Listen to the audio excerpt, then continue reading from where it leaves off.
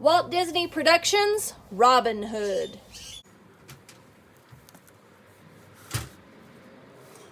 Robin Hood. Robin Hood and Little John ran like deer down the dim green paths of Sherwood Forest. They carried bags of gold over their shoulders. Scrambling up a tree, they hid among the leafy branches, hardly daring to breathe. It seemed a very long time before the sheriff and his posse gave up trying to find them and went away. The next day, Robin Hood and Little John gave pieces of gold to the needy families of Nottingham. "Mr. Robin Hood, sir," said Skippy Rabbit, "why does the sheriff take our money?" "Yeah, why does he try and stop you from giving it back to us?" Toby Turtle chimed in. "Prince John orders the sheriff to take it," Robin explained, "and then give it all to him." "I'll be glad when the good King Richard returns," Toby said. "He doesn't take money from poor folk." With their money in their pockets again, the people of Nottingham were happy as they made plans for the archery tournament to be held the next week. "Robin'll win. The prize is a kiss from his sweetheart, Maid Marian," Otto the blacksmith said to the old cobbler. "Yes, and I'm afraid for him," replied his friend. Prince John planned the whole tournament as a trap to catch him. Since Robin's sure to win, everyone, including Prince John, will know who he is, even if he wears a disguise. The worried frowns on the faces of the old cobbler and Otto deepened as they saw the sheriff come into town. He searched each home and shop and even took the tiny coin that Skippy Rabbit got for his birthday. That evening, when Robin Hood and Little John went to wish Skippy a happy birthday, Robin gave Skippy 2 birthday presents. One was a bow and arrow to play with, the other was Robin's very own hat to wear. Shouting merrily, Skippy and his friends went to try out his new bow and arrow. His very first shot fell over the castle wall and landed next to Maid Marian. "I know you," the excited bunny shouted. "You're going to marry Mr. Robin Hood." "I'd like to, Skippy," she sighed, "but I haven't seen him for so long that I think he's forgotten me." "Oh no, Miss Marian, ma'am," Skippy exclaimed. "Little John says Robin Hood's going to win the tournament, just so you'll give him a kiss." The day of the tournament was bright and sunny. A visitor came to the royal box. "My esteemed royal sovereign of the realm," he boomed in a deep bass voice, "may I sit down?" Without waiting for the astonished prince to reply, the visitor sat down right on top of the royal advisor, Sir Hiss. "And who might you be, sir?" sputtered Sir Hiss, when he managed to wriggle free. "I am Sir Reginald, Duke of Chutney, and don't stick out your tongue at me," the visitor bellowed loudly. Who could have guessed that Sir Reginald was really Little John in a disguise? No one could, not even Maid Marian, when she entered the royal box and sat down next to them. The parade began, and all the archers marched past the royal box. Nobody recognized Robin Hood as he went by.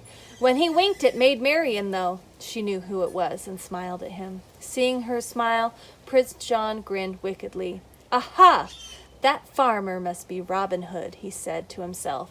"If he wins today, I'll know for sure it won't be long now till he's in my clutches." "Archers, commence shooting!" cried the captain. Through the air whizzed hundreds of arrows. Some of them hit the target, some of them didn't.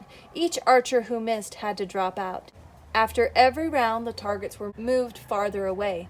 Finally, there were only 2 archers left: Robin Hood, disguised as Eric the farmer, and the wicked sheriff of Nottingham himself. The target was moved back for the last time. The sheriff shot, and his arrow hit right in the middle of the target. "Bullseye!" the sheriff cried. "I win! You can't beat that!" But Robin Hood did not give up. He shot his arrow, and it hit too. Hit the very center of the target, knocking the sheriff's arrow to the ground.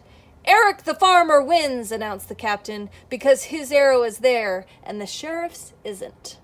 When Robin went to receive Maid Marian's kiss, wicked Prince John ripped off Robin's disguise. "It's Robin Hood!" he screamed. "Seize him!" Tossing Robin Hood a sword, Little John shouted, "Just try!" Then he twirled his giant staff 3 times and thumped the sheriff soundly on the head. His sword sparkling as he slashed about him, Robin fought the guards with just one hand. With the other, he led Maid Marian away from the royal box. Little John defended her from the other side.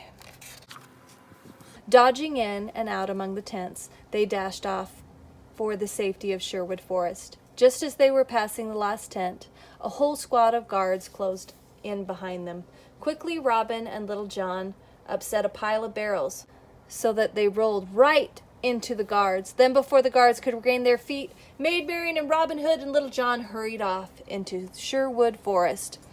Furious because Robin had escaped again, Prince John roared, "Sheriff, go take every coin in Nottingham and put everyone in jail who has no money to give me." Soon the jail was full. Otto the blacksmith, the old cobbler and his wife, and even Widow Rabbit and all her children were there. Late one night, Little John and Robin Hood crept up to the wall of the jail. After sneaking past the guards, Robin slipped the keys from the sleeping sheriff's belt and gave them to Little John. Very, very quietly, Little John opened the jail door and started to set the townsfolk free. Robin had climbed up the wall to Prince John's bedroom. "I thought I'd find the money here," he said to himself, making no noise. He had lowered the bags of gold to Little John to give to the poor people as they left the jail. But just as the last bag was being lowered, it broke, and the clinking, falling gold pieces woke Prince John. "Guards! Guards!" he roared. "Stop them!" Little John and Robin fought the guards while the people ran towards the drawbridge with their money. They jumped into a giant wagon and Little John hurried to push them across the bridge. Now Robin was all alone, surrounded by the huge angry guards. He climbed up the palace wall and with arrows showering all around him, dove into the river below. When he didn't come up again, Prince John shouted gleefully, "We finished him! We finished him! Aha! Aha!" But he was wrong. Robin Hood had swum out of sight underwater. Then he scrambled out of the river and caught up with Little John and the others. The next day, everyone in Nottingham celebrated. Not only had all the poor folk escaped from the jail with their money, but also good King Richard returned, and wicked Prince John fled from the kingdom with his advisor, Sir Hiss. Then one beautiful spring day, when the trees and flowers were blossoming in every color, all their friends went to Sherwood Forest to see the wedding of Maid Marian and Robin Hood. Little John was the best man. When Robin kissed Maid Marian, everyone cheered. And from that day forward, Robin Hood, Maid Marian, and all the people of Nottingham lived happily ever after.